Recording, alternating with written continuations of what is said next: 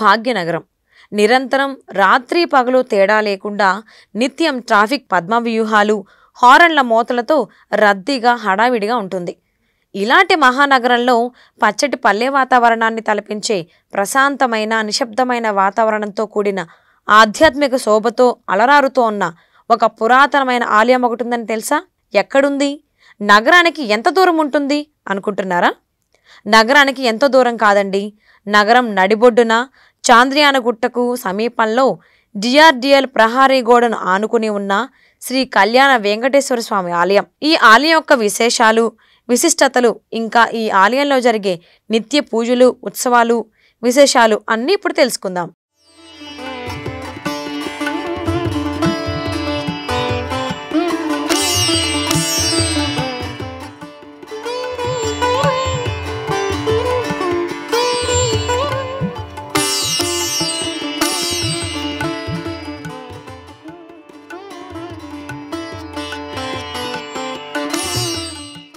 అందరికీ నమస్తే, ఆంధ్రప్రభకి స్వాగతం. ఈరోజు ఒక ప్రత్యేకమైన ఆలయానికి వచ్చామండి. ఇది డిఆర్డిఎల్ ఫూల్బాగ్లో ఉన్నటువంటి కళ్యాణ వెంకటేశ్వర స్వామి ఆలయం.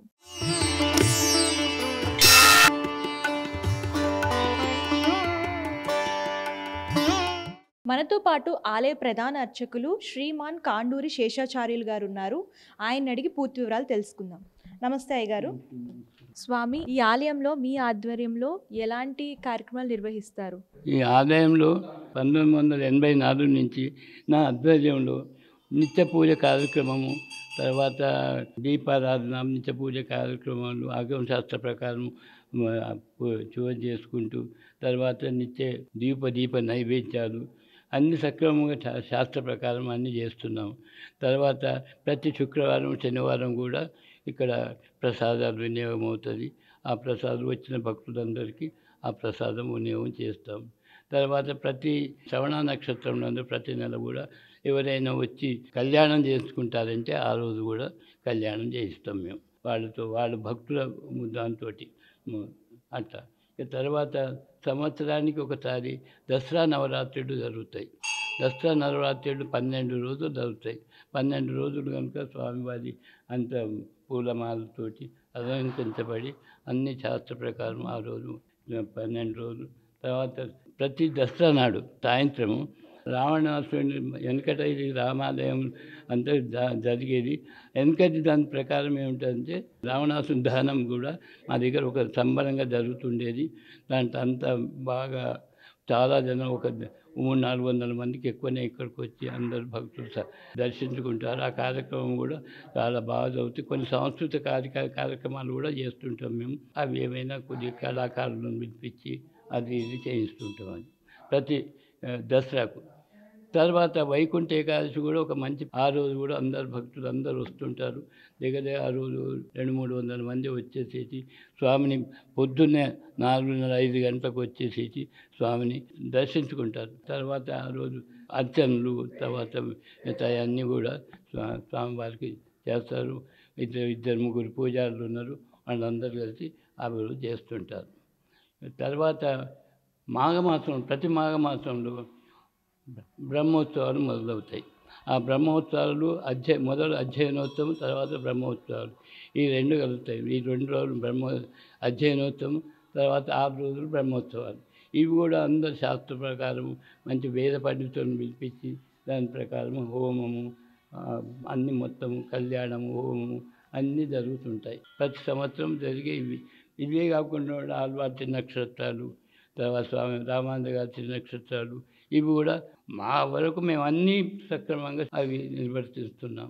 చాలా పురాతనమైన దేవాలయం. 200 సంవత్సరాల క్రితం, 20-30 మధ్యన సరిగ్గా ఆధారాలు లేవు కాబట్టి సరిగ్గా లేదు, కానీ చరిత్ర మాత్రం 200 సంవత్సరాల క్రితం నుంచి దేవాలయం కట్టబడింది. దానికి మూలం ఏమిటంటే ఇక్కడ ఒక ఆంజనేయ స్వామి గుడి, ఈ వెనక సైడు ఒక ఆంజనేయ స్వామి రాగి చెట్టు ఉండే. ఆ రాగి చెట్టుని ఏంటంటే ఆర్మీ ఉంది, మొత్తం నార్త్ ఇండియన్స్ ఆర్మీ అనమాట. అందరు వాళ్ళు కిషన్ ప్రసాద్ ఆధ్వర్యంలో ఆ ఆర్మీ నడిచేది. అయితే ఆ ఆర్మీ తెచ్చి ఇక్కడ వాళ్ళు ఒక ఆంజనేయ స్వామి గుడే ఉండే. అయితే కాలంలో ఏమైందంటే ఒక బాబా, ఒక సాధు మహంతు అక్కడి నుంచి కాశీ నుంచి వచ్చాడు. ఆయన వచ్చి దేశం మొత్తం తిరుగుకుంటూ వచ్చేసేసి ఇక్కడికి వచ్చి కూర్చున్నాడు. కూర్చుంటే కొద్దిసేపు ధ్యానం చేసుకుంటూ కూర్చున్నాడు. ఆ ధ్యానం చేసి కూర్చోవడంలో ఏమైందంటే ఆయనకు ఒక విధమైన స్వామి ప్రత్యక్షమయ్యాడు. అక్కడే ప్రత్యక్షమయ్యి ఆయన కొద్దిగా ఎందుకో సంకల్పం కలిగి నాకు ప్రత్యక్షమై నేను ఇక్కడ ఏదైనా చెయ్యాలి అని సంకల్పం ఆయన కలిసిపోయింది. కల్పంగానే ఆయన ఏం చేసిందంటే ఆయన దగ్గర ఒక మంచి ఆయన మహా తపస్వి, శక్తిమంతుడు, కమండలం పాడిండు. ఆ కమండలం పాడితే అది సరే మామూలు వాళ్ళందరూ వచ్చారు. కిషన్ ప్రసాద్ అని హోమ్ మినిస్టర్ ఆఫ్ నైజాం ఆయన ఆ కాలంలో. ఆయనకు మహాభక్తుడు ఆయన, చాలా వెంకటేశ్వర స్వామి అంటే చాలా భక్తుడు ఆయన. ఆయన వచ్చి వాళ్ళ తర్వాత ఇక్కడ ఆర్మీ ఆఫీసర్లు వాళ్ళందరూ వచ్చారు. వచ్చేసేసి స్వామి ఇది ఈ ప్రదేశం సివిలియన్ ఇక్కడ ఉండటానికి వీలు లేదు, ఎవరు కూడా మేము ఇది అంత వాళ్ళకు అనుకూలం కాదు, ఇక్కడ ఉండకూడదు, మీరు ఏం చేయండి అని చెప్పేసి ఆయన పొమ్మన్నారు. అంతలో ఆయన ఏమన్నాడంటే ఏం అక్కర్లేదు, నేను పోతాను, కానీ నేను ఇక్కడ ఒక కమాండలం బాధాను. నేను ఆయన నా స్వామి నాకు ఆజ్ఞ ఇచ్చాడు, నేను ఇక్కడ కమాండలం బాధిన, ఈ కమాండలం మీరు తీయండి, నేను వెళ్ళిపోతా అన్నాడు. అయితే ఆ రోజుల్లో ఆయన కిషన్ ప్రసాద్ ఆయన కూడా వచ్చి చాలా ప్రయత్నం చేసిండు. దాంతో వాళ్ళ కమాండర్స్ అందరూ ఎంతో ప్రయత్నం చేస్తే అది మంత్రశక్తి ఉంది కాబట్టి ఆయన కదలలేదు. కదలకపోతే ఇక చాలా చూసి ఆయన కొద్దిసేపు అందరూ ఆలోచించుకొని ఏం చేశారంటే ఆయన సంకల్పం వెంకటేశ్వర స్వామిని ఇక్కడ కట్టాలి అని ఆయన సంకల్పం. అదే ఆయన వాళ్ళందరికీ చెప్పాడు. చెప్తే సరే ఇక వాళ్ళు అప్పుడు ఆయన మహత్యాన్ని తపశ్శక్తిని గుర్తించి సరే స్వామి మీరు ఎట్లా చెప్తే అట్లా చేస్తానని వాళ్ళు ఒప్పుకున్నారు. ఒప్పుకొని ఈ గర్భగుడి ఇక్కడ అప్పుడు మొట్టమొదటి గర్భగుడి చేసిండ్రు.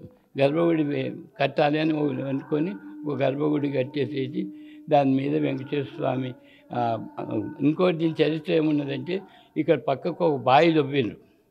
అది కట్టకముందు బావి దొబ్బిండ్రు. ఆ బావి దొవ్వటంలో ఆ లోపల నుంచి అది ఏదో పరిమాణం వచ్చినట్టుగా చిన్న వెంకటేశ్వర విగ్రహం వెళ్ళింది. ఆ విగ్రహం వెళితే ఇంకా వాళ్ళకు మంచిగా అది ఎంత బాగైపోయింది కదా అని చెప్పేసి ఆ విగ్రహం తీసుకొచ్చి ఇదే గుళ్ళో ఆయన ప్రతిష్ట చేశారు. తర్వాత ఒక నార్త్ ఇండియన్ నుంచి తీసుకొచ్చి అమ్మవారి లక్ష్మీ విగ్రహం పెట్టారు అక్కడ. అది కూడా ప్రతిష్ట చేశారు. ఎప్పుడు 1800 ఆ ప్రాంతంలో. ఇక అప్పటి నుంచి ఇది 1800 అప్పటి నుంచి ఎవరైతే మహంత్ ఉన్నాడో ఆయన పేరు జంగీబాబా. ఆ మహంత్ అనేవాడు జంగీబాబా అనమాట.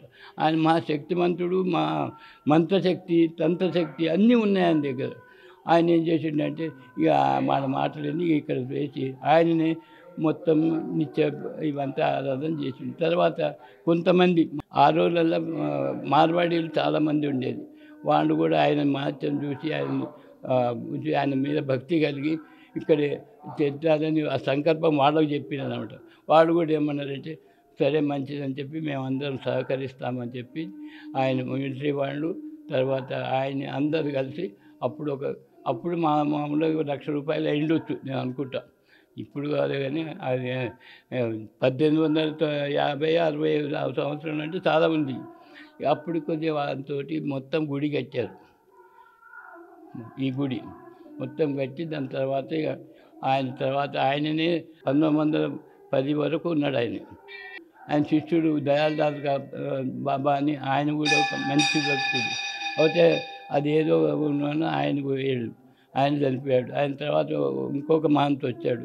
వీళ్ళందరూ 1947 వరకు వాళ్ళ ఆధ్వర్యంలోని కోయిలలు ఇవన్నీ నడిచినాయి. వైష్ణవ సాంప్రదాయం వాళ్ళు కూడా వైష్ణవ సాంప్రదాయం ప్రకారమే చేసిండు. కానీ నార్త్ ఇండియన్ కాబట్టి నార్త్ సంప్రదాయంతో వాళ్ళు నడిపించారు. మా నాన్నగారు తర్వాత 1947 మా నాన్నగారు వచ్చాడు. వాళ్ళందరూ ఆ మారోడీలు కొంతమంది ఆయన తీసుకొని వచ్చి ఆయన చనిపోయాడు అనమాట. గుండాబాబా అనే మహంత్ ఆయన కూడా చనిపోయాడు. ఆయన చనిపోయిన తర్వాత వీళ్ళ ఉద్దేశం ఏముండేదంటే ఇది ఇట్లా మతంలాగా కాకుండా మన సాంప్రదాయం ప్రకారం మేము చేద్దామనే ఉద్దేశంతో మా నాన్నగారిని తీసుకొని వచ్చి ఇక్కడ 1947-48 ఆ ప్రాంతంలో వచ్చి మా నాన్నగారు ఇక్కడికి ఆయన అర్చకుడిగా వచ్చాడు. మా నాన్నగారు ఆయన ఉన్న రోజులు శాస్త్ర ప్రకారం ఆగమ శాస్త్ర ప్రకారం బాగా చేర్చాడు. ఆయన 1984లో ఆయన పరంపరించాడు. ఇక తర్వాత నేను నా పేరు కాండూరు శేషాచార్యులు, వాళ్ళు కూడా అందరు కలిసి ఏమన్నారంటే ఎవరికి పోవద్దు, మీరే చేయాలి దీన్ని, అంతా మీరు దీన్ని చూసుకోవాలని చెప్పేసి ఆయన వాళ్ళ విన్నపంతో ఇక నేను కూడా అప్పటి నుంచి 84 నుంచి దీన్ని పూర్తిగా ఆధ్వర్యం చేసినాను. పూజలు అంతా ఎప్పటి వరకు అంటే 2010 వరకు మామూలు పూజలు అన్నీ ఇవన్నీ చేసినాం. 2010 వరకు. ఈ 2010 తర్వాత ఈ దేవాలయం అంతా శిథిలావస్థలో చేరింది. ఇక అప్పుడు వెనుక మొత్తం ప్రాంతం కూడా ఒక విధమైన అంత కంపలు అంత చెట్లు ఏం లేకుండా ఉంటే అప్పుడు ఆ స్వామివారి అనుగ్రహంతో ఆ స్వామివారి సంకల్పంతో నేను దీన్ని పట్టుబట్టి ఇక నేను కొద్దిగా వృద్ధికి తీసుకురావడానికి ఆలోచించిన. నేను తెచ్చిన తర్వాత 1910లో మొత్తం చుట్టంతా అంతా సాఫ్ చేయించినాం. చుట్టూ మొత్తం దేవాలయాన్ని ఒక శుభ్రత చేసేసి తర్వాత 219 ప్రాంతంలో ఈ స్వామి వాడు ప్రతిష్ఠిత స్వామి చాలా చిన్న ఉండి 2 ఫీట్లు కూడా లేకుండే. అది కొద్దిగంత కదిలినట్టు అయింది. తర్వాత దానికి పూజకు పనికిరాదని స్వాములు అందరూ చెప్పారనమాట. ఇక దాని కొరకని నాకు ఒక సంకల్పం కలిగింది ఏమిటంటే ఎట్లాగైనా మనం శుద్ధి చేస్తున్నాం కాబట్టి శుద్ధి చేసేవాళ్ళు తిరుపతి నుంచే స్వాములను ప్రమాణం తీసుకొని వచ్చి వెంకటేశ్వర స్వామిని తీసుకురావాలని సంకల్పం కలిగిపోయింది. ఆయన సంకల్పం నాకు నిజం చేశాడు. ఏమిటంటే అది అప్పటి నుంచి ప్రయత్నం చేస్తే అక్కడి నుంచి తిరుపతి నుంచి వచ్చిన వెంకటేశ్వర స్వామి, తర్వాత పద్మావతి స్వామి, తర్వాత గోదాదేవి విగ్రహాలు, ఇవన్నీ ఆళ్వార్లు విగ్రహాలు, తర్వాత ఆంజనేయ విగ్రహం, గరుడ ఆళ్వార్లు, ఇవన్నీ కూడా తిరుపతి నుంచి తీసుకొచ్చాము. నవగ్రహాలు ఇవన్నీ తీసి 1925 ఇవన్నీ ఒకసారి ప్రతిష్ఠించిన ఎవరంటే చిన్నజీయ స్వామి ఆధ్వర్యంలో. దాని తర్వాత భీమవరం విజయస్వామి ఆయన చేత ప్రతిష్ఠింపజేసేసి స్వామివారిని అన్ని విధాలు మేము శాస్త్ర ప్రకారం అన్ని ప్రతిష్ట చేయించాము. ఇక అప్పటి నుంచి నిత్య పూజలు కాకుండా అన్ని కార్యక్రమాలు, ఆళ్వారు బ్రహ్మోత్సవాలు, దసరా ఉత్సవాలు, తర్వాత వైకుంఠ ద్వారాలు, అన్నీ సకలం శాస్త్ర ప్రకారం అన్నీ నిర్వర్తిస్తూ పోయినాను. దీని ఖర్చు కూడా ఏదో నా శక్తానుసారం నేను అంతవరకు నేను 1984 నుంచి నాకు ఎంతవరకు కావాలనో నేను కొంత ఖర్చు పెట్టిపోయాను. తర్వాత కొంతమంది భక్తులు ఏదో చిన్న సహాయం చేశారు. వాళ్ళు దాంతో కొంత చేశాను. 1920లో ఏమైందంటే కొంత మార్వాడి వాళ్ళందరూ నా సంకల్పాన్ని వాళ్ళు కూడా ఒప్పుకొని సరే మేము కూడా సహాయం చేస్తామని వాళ్ళు కొంత సహాయం చేసి ప్రతిష్టకు ఒక 4-5 లక్షలు ఖర్చు పెట్టారు వాళ్ళు. తర్వాత ఇవంతా మొత్తం శిథిలావస్థలో ఉంది. ఇప్పటి నుంచో శిథిలావస్థలో ఉంది. ఇప్పుడు ప్రతిష్ట చేసే ముందు నాకు ఏం సంకల్పం కలిగిందంటే ఇంత చేసుకుంటూ మనం మంచిగా చేయాలనే ఉద్దేశంతో ఇవన్నీ మొత్తం అంతా పాత సున్నం అవంతా తీసేసి శిథిలావస్థ ఉన్న దాన్ని సిమెంట్ తోటి అన్నీ చేసేసి దప్పం పెట్టి మంచిగా కలర్ వేసేసి ఆ స్వామికి మొత్తం రూపాన్ని తయారు చేసి ఇప్పుడు అందరితోటి కొద్దిగా చేస్తున్నాను. ఏదో నా శక్తానుసారం చేస్తూ ఉన్నాను. దానికి ఏం లేదు. కొంతమంది భక్తుల సహకారం ఎక్కువ లేకున్నా కానీ ఏదో ధూపదీప నైవేద్యాల వరకు ఏదైనా వెళ్తాయి అంతే. మిగతా అంతా నా స్వయం శక్తితోటే ఎక్కువ చేసిన దీనిలో మొత్తం. ప్రమాణంలో అనకూడదు ఆయన చేసిన తర్వాత, కానీ అది చెప్పకూడదు ఎవరికి కూడా. కానీ అట్లా జరిగింది విషయాలు. దాని తర్వాత నవగ్రహాలు చేసాం. తర్వాత ఇంకా కొద్దిగా వెనక అవి వంట కూడా బాగా చేసి ఒక ఆలయం ఒక మంచి సుందర రూపంలో తీసుకొని వచ్చాను. అందరికీ బాగా నచ్చింది. అందరూ వస్తున్నారు, భక్తులు వస్తున్నారు, వాళ్ళ కోరిక నెరవేరుతున్నాయి. నెరవేరుతున్న వాళ్ళు ఏదో చేస్తున్నారు, అంత చేశారు. ఇప్పుడు దీనికి కొంత తొడుగులు అవన్నీ భక్తులే చేసిండ్రు. స్వామివారి తొడుగులు చేసిండ్రు.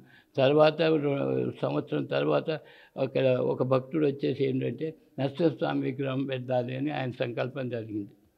అయితే అప్పుడు ఏం చేశామంటే నరసింహస్వామి విగ్రహం కూడా కడప నుంచి తీసుకొని వచ్చేసి నరసింహస్వామి ప్రతిష్ట చేశాము 222లో. అది ఒకటి అయిపోయింది. ఇట్లా చేసి ఇప్పుడు అన్ని గుళ్ళు, ఇప్పుడు శివాలయం అవన్నీ పురాతనమైనవి. ఈ గుడికి వచ్చినప్పటిదే శివాలయము, ఆంజనేయ స్వామి ఇవన్నీ పాతవి. ఇక మిగతాయి కొన్ని కొత్తవి ఉన్నాయి, అన్నీ ఉన్నాయి. ఏదో నాకు తోచిన ఆ స్వామివారి అనుగ్రహంతో నాకు ఏదంటే అది చేయగలుగుతుందో నా శక్తి వరకు చేస్తున్నాను. ఇక ముందు కూడా చేస్తాను. నేను నన్ను ఆయన ఎన్ని రోజులు నా సేవ చేయించుకుంటాడు అన్ని రోజులు నేను చేయాలని నాకు సంకల్పం ఉంది.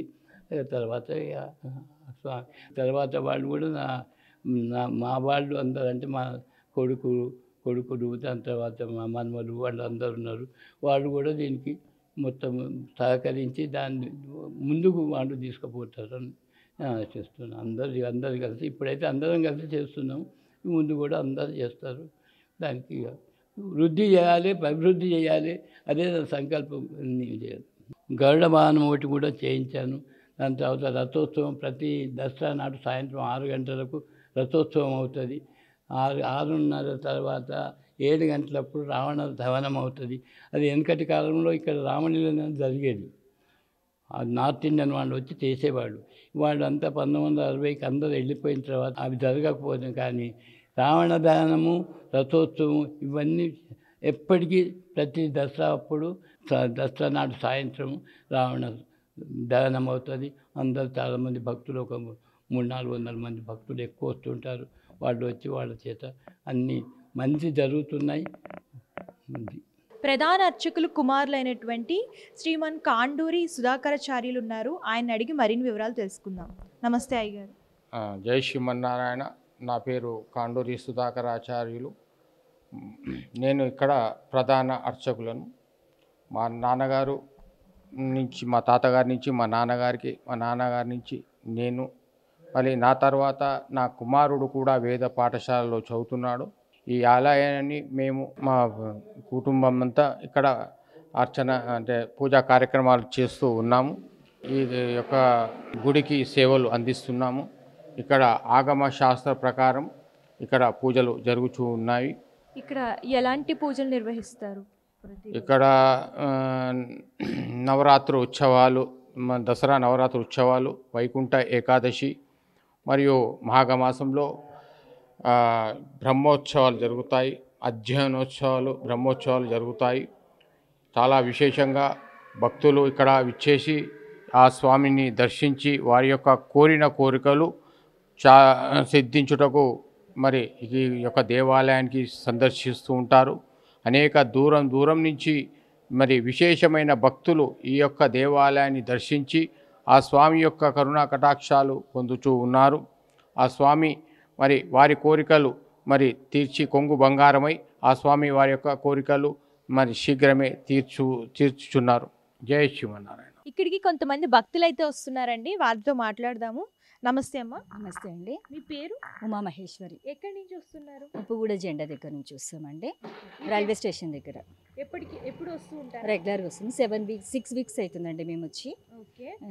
సో ఎలా అనిపిస్తుంది ఆలయంలో? చాలా బాగుంటుందండి, ప్రశాంతంగా ఉంటుంది.